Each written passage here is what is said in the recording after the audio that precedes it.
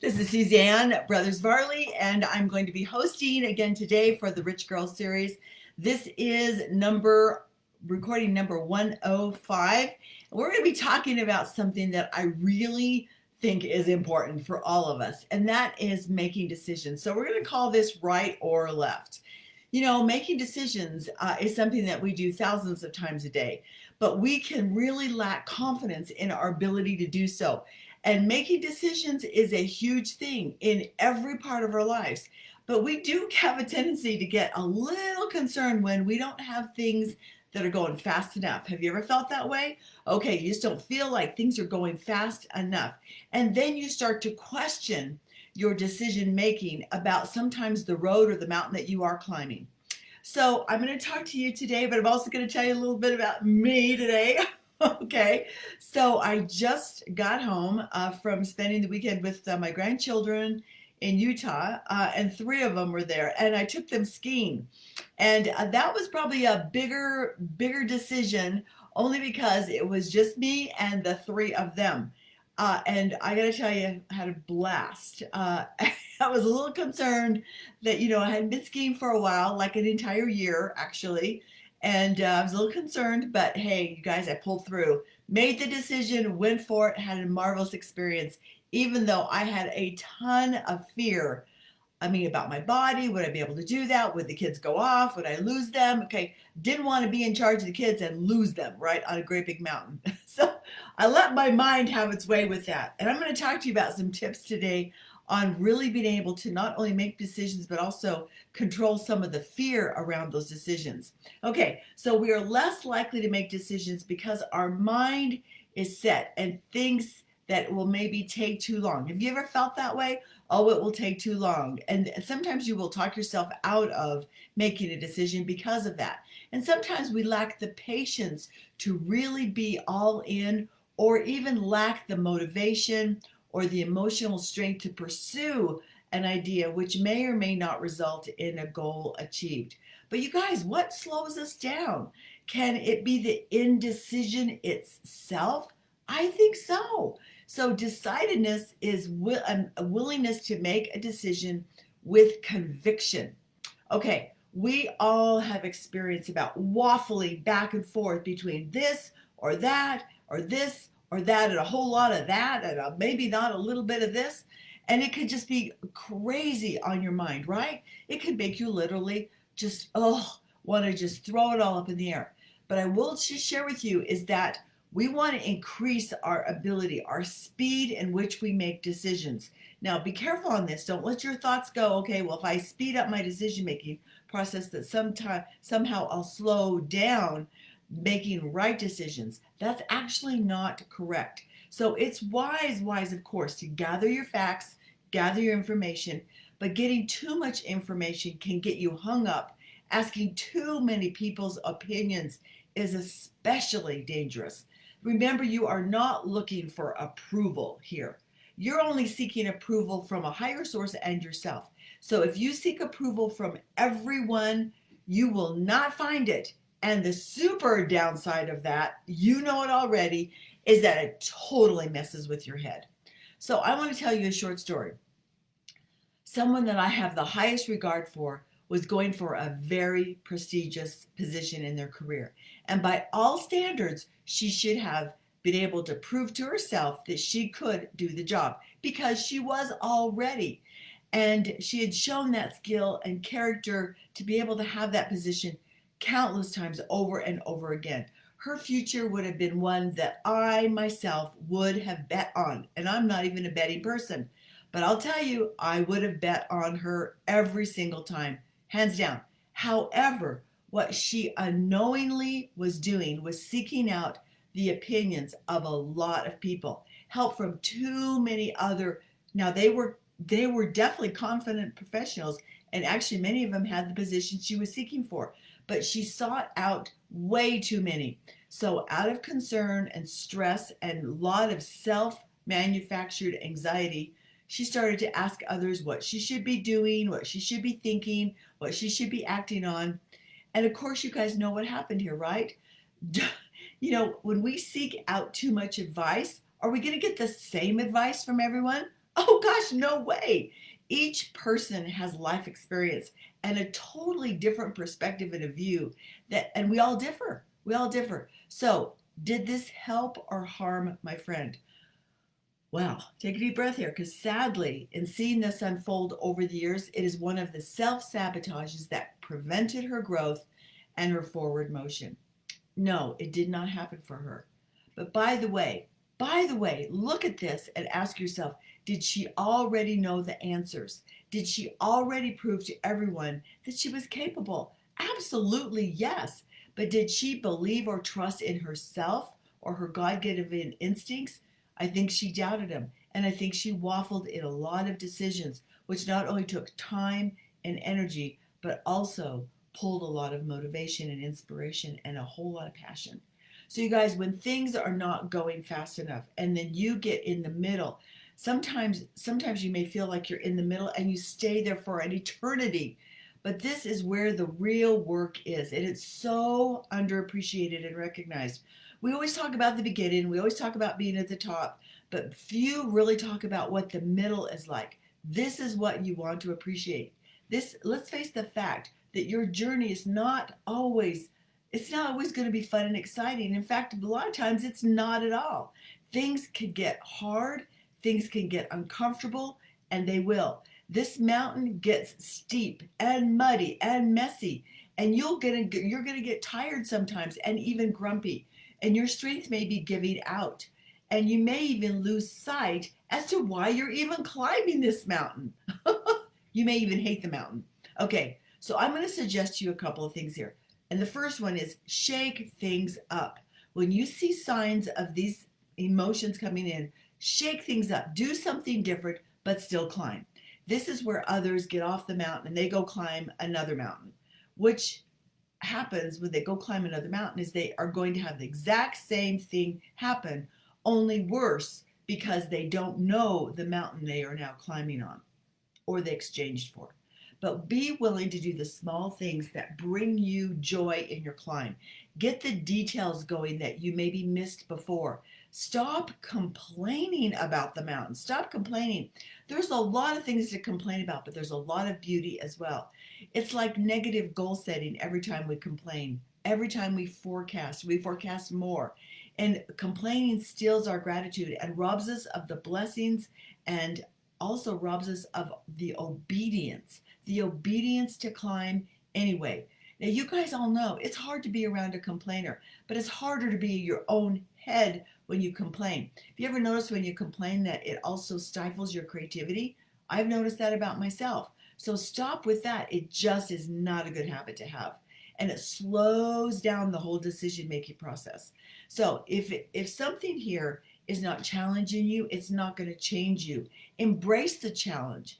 Be glad for the challenge. Can you do that? That was on my former lesson, I think, that we did last week or the week before. Okay, so let's take a look at this. Number two, you got number one. Number two is make a decision with written pros and cons. That's always one of your best go-tos. And get your head working. If you're if you're working in your head, your heart will become involved too. There are countless decisions that I've made when I really did, my heart wasn't in it. You guys, my heart wasn't in it. But then it did follow once my heart understood the logic and the creative vision. And sometimes we deal too much with our heart and we don't allow our head to really guide us more. So, you guys, if you're too much in your head or too much in your heart, maybe find a balance there. There is fear, I know, of making the wrong decision or losing momentum or losing whatever you have now.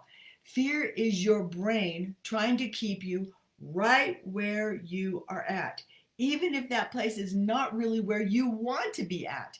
Fear will keep you there. We know about that. We've talked about that. I'm just going to remind you that that's one of fear's jobs. So number three on this is start a plan. Start a plan and don't overthink that plan.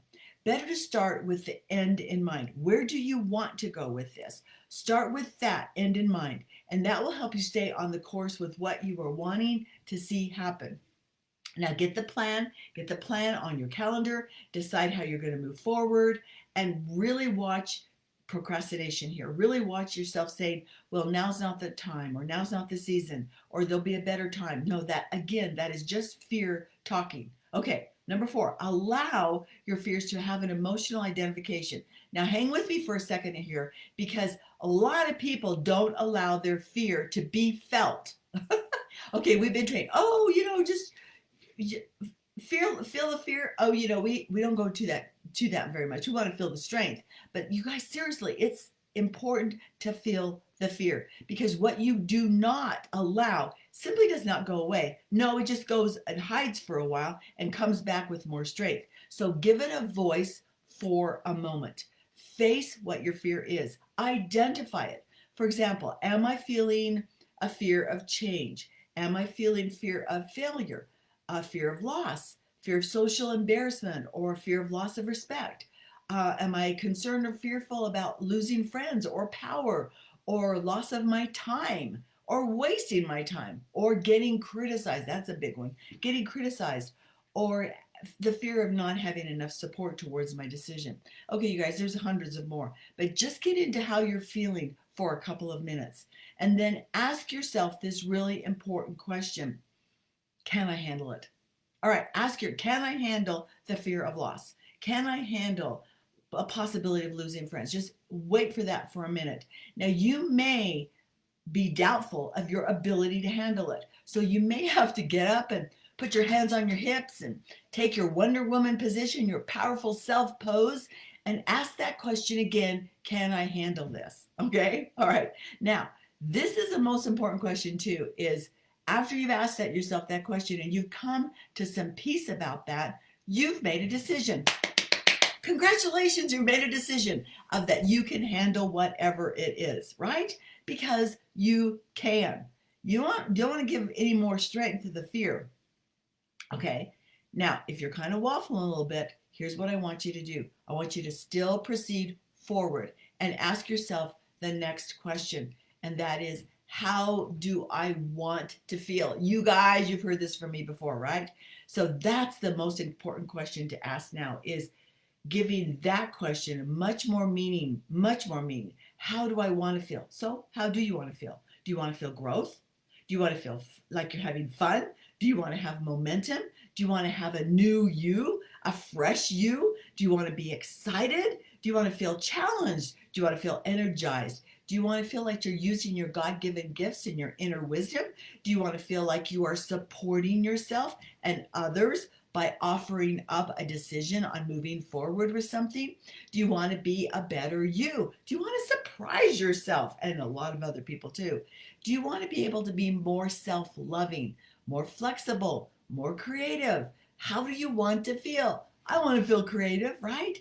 And I feel like all of us want to feel that we are exercising our God-given talents and exercising our leadership muscle and having results. Identify how you want to feel. Because when you've identified that, then you're going to be able to feel like you can make steps towards feeling that way. Okay, I think we're on number 5. Now my number 5 is going to be a warning to all of you. Here's the warning. And thanks for coming on this morning. For everybody, just as a reminder before the warning that I'm going to tell you, is that you can catch me every week on Facebook Live. And this is the Rich Girl Workshop, and it is a private page. So you could also catch me on YouTube, and it is Rich Girl Suzanne Brothers. Okay? So you can catch me there, and there are a lot of recordings there. But this one today, oh my gosh, you guys, I'm excited to tell you that there is a warning. So you need to have this warning. Don't get tangled up in meaningless details while you're making a decision. So example of some detailed questions I wanted to make up for you that I've been asked, because I've been asked lots and lots of questions, countless hundreds and hundreds of questions about how to be successful. And I remember a few that I kind of have to smile about, because they are meaningless questions that really won't make any difference at all. A lot of people have asked me what kind of date book I use, and I kind of have to smile, because any date book will be fine as long as you use one, right? I've had questions like, what time do I get up in the morning? Who does my laundry? Who cuts my hair? I've had a lot of people say, how many hours do you spend on the phone? How many people do you talk to every single week? Those types of things. They're not training questions. They're how-to questions. And they're details that actually don't really matter. This is your mind asking yourself to stay in status quo, because meaningless questions that don't really matter, they dig deeper into more meaningless details that lead to more meaningless details. Okay, so where I get my hair cut is not going to help you or anybody else in making decisions about your success, your joy, and your happiness. Because what I use on my daybook or what daybook I use doesn't matter at all either. It doesn't matter what daybook you use as long as you use one. And if you don't like the one you're using, go get a different one. you know, I know sometimes you think that sometimes asking those little detailed questions will make a difference, but they don't. They're really, it's your mind trying to trip you up on something. So now remember this, you guys, when you're determined, there's nothing that can stop you. But if you're unwilling and allow false fear, then everything will stop you. Mostly making decisions that you are gathering more information. Gathering. That's a lie. That's a lie that our fear tells ourselves. It's the hesitation into too much intel that will trip you up, my friends. Just like the example that I talked to you about earlier. You guys remember this story about a rocket. A rocket is what, off course, what, 90% of the time? Yeah. But it's constantly readjusting its course, constantly to get right on its target. So as long as you are in motion, you're much like that rocket. But no motion, no adjustment, and certainly no forward movement. The movement and then readjusting as you go is going to be you making small decisions that make all the difference. Now, no decision is the worst, as it will not allow you to go forward, and then we know none of us can just plainly coast. It never works that way. We must get into motion and stay in motion. Okay, we know that. That's kind of like one of those laws, right? All right. Now, I want to talk to you a little bit about the regret cycle. It's going to be short, but not making decisions start regret. And no one really can live with regret. It's not a positive emotion. It does not help, and it doesn't have lasting change to it. And then when we take regret into the cycle, we're taking also another ticket, and then resentment takes a chunk out of our self-worth and our motivation once again. This is just a real negative cycle, and it also hurts our ability to make decisions. So please stop saying to yourself that you don't know what you want. Oh my gosh, stop saying that to yourself. It is disempowering self. It does not serve you, and it does not invite a godly inspiration.